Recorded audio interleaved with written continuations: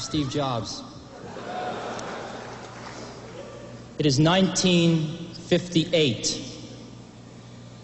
IBM passes up the chance to buy a young fledgling company that has invented a new technology called xerography. 2 years later, Xerox is born, and IBM has been kicking themselves ever since.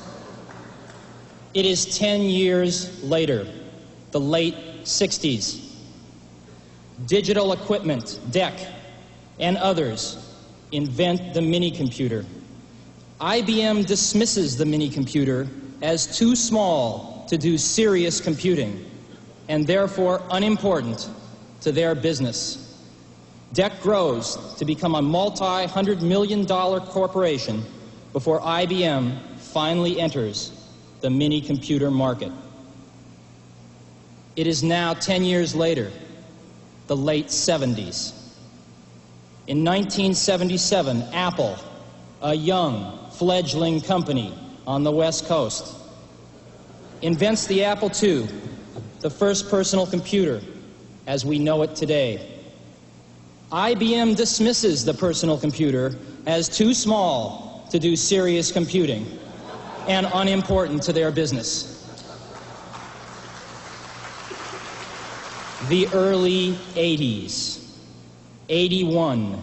Apple II has become the world's most popular computer, and Apple has grown to a $300 million company, becoming the fastest growing corporation in American business history. With over 50 competitors vying for a share, IBM enters the personal computer market in November 81 with the IBM PC. 1983. Apple and IBM emerge as the industry's strongest competitors, each selling approximately $1 billion worth of personal computers in 1983.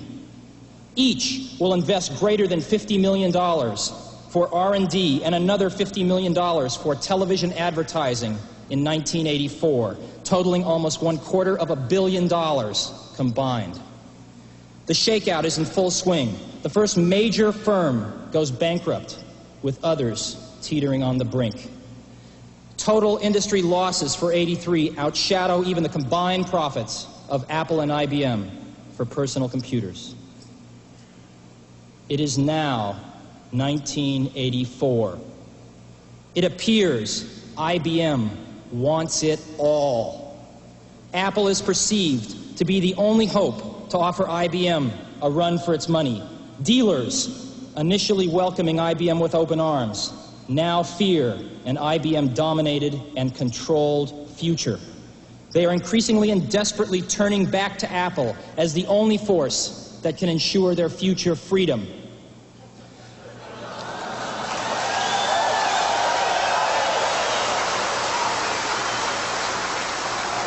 IBM wants it all and is aiming its guns on its last obstacle to industry control, Apple.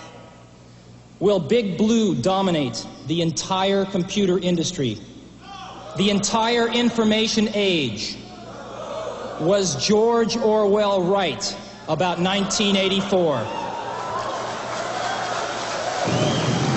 For today we celebrate the first glorious anniversary of the Information Purification Directives. We have created, for the first time in all history, a garden of pure ideology, where each worker may bloom, secure from the pests of vague contradictory thoughts. Our unification of thoughts is more powerful a weapon than any fleet or army on earth. We are one people, with one will, one resolve, one cause. Our enemies shall talk themselves to death, and we will bury them with their own confusion. We shall prevail. On January 24th, Apple Computer will introduce Macintosh. And you'll see why 1984 won't be like 1984.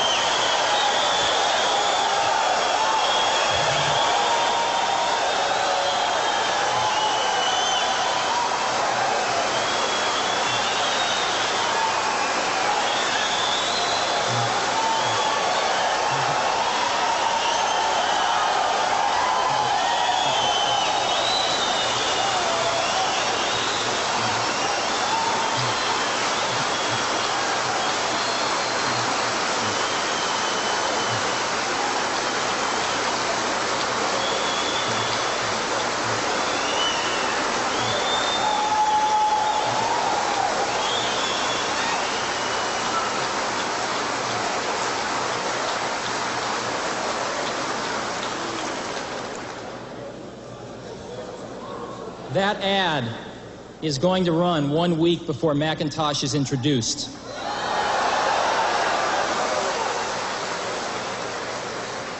And our ad agency that put it together is here today. Chiat Day, Jay Chiat's here. The principal, Lee Clow and Steve Hayden, that wrote the copy and did the creative, are also here. You might, I guess they just heard what you thought.